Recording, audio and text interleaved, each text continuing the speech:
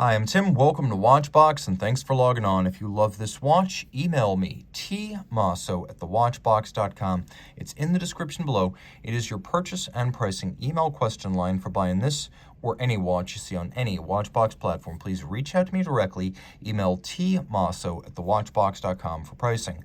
Today, we are discussing what might be the most versatile all-around watch made by Omega. It's a sports watch, it's a dress watch, it's a men's watch, it's a ladies' watch, and it's from one of their great model lines with a friendly complication. This is the Omega Seamaster Aqua Terra annual calendar, stainless steel, 38.5 millimeters in diameter.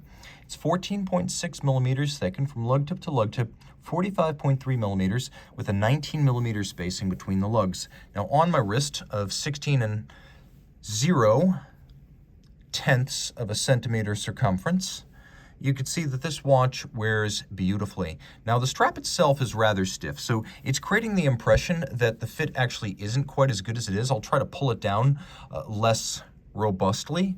The watch is far inboard of either side of my wrist, and the strap itself will break in, but you can see it's got a stiffness to it that almost creates the impression that the watch doesn't fit when it really fits quite well. So don't be fooled by the stiffness of the strap. I could recommend this watch for a wrist as small as 13.5 centimeters circumference. You get a good sense of the thickness, though. That's pretty much a true measure of the thickness.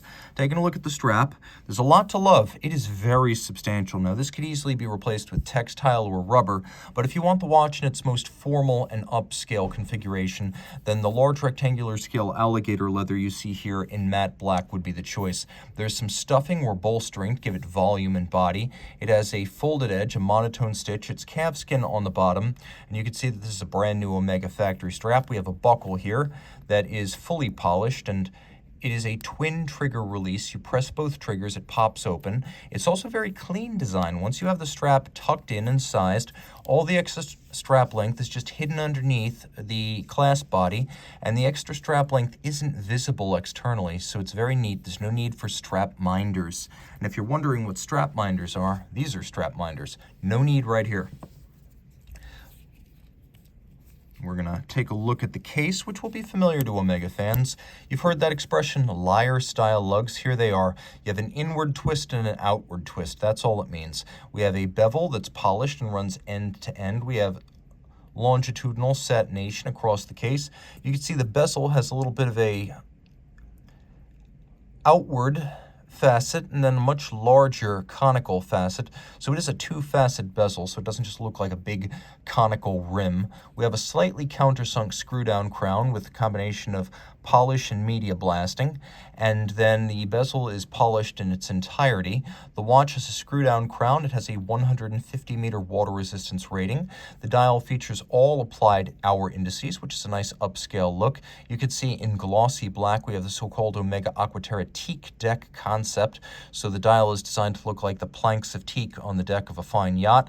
At center we have a broad arrow minute hand, and then a Dauphine-style hour hand, and a triangular index on a Lancet-style seconds hand. So let's take a look at some of the setting modes. By the way, also note that the Omega logo and marquee are applied rather than printed. So we have here a hacking seconds function.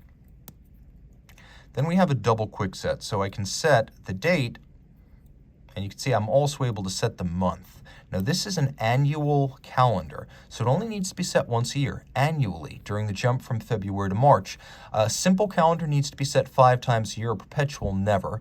This is only once a year, so it's closer to the perpetual in terms of convenience and sophistication than it is to a simple calendar. So 150 meters water resistant. It's also extremely shock tolerant thanks to a winding rotor that sits on a ball bearing, a free sprung balance, and a full balance bridge. It's also highly anti-magnetic with an anti-magnetic escapement and a silicon hairspring. It is extremely resilient to magnetic fields. Bidirectional winding with twin mainspring barrels. This Omega exclusive caliber 8601 may be designed by ETA, but this twin barrel movement is only available in Omega. So you've got the 2 barrels, the 60-hour power reserve, and you've got the nice even torque release that comes from 2 barrels. Single barrel movements, even very good ones, often see a large drop-off in amplitude and timing precision after 25 24 or 36 hours. With 2 barrels here, you don't have that problem. It beats away at 25,200 vibrations per hour, which is the standard swatch group beat rate for most movements with silicone hairsprings. And if you look carefully, you can actually see that there's a lower bridge below the balance bridge, and to that bridge are mounted the coaxial escapement components.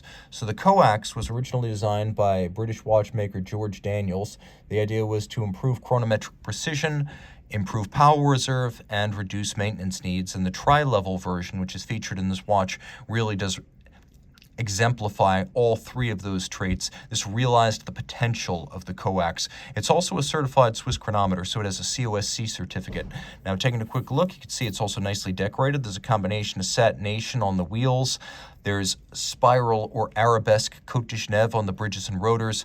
The screw heads are black polished and blackened, and all of this pivots on 39 jewels, and it is a good-looking Omega exclusive caliber. So, reach out to Team Mosso at thewatchbox.com for purchase and pricing details of this Omega Seamaster Aqua Terra annual calendar.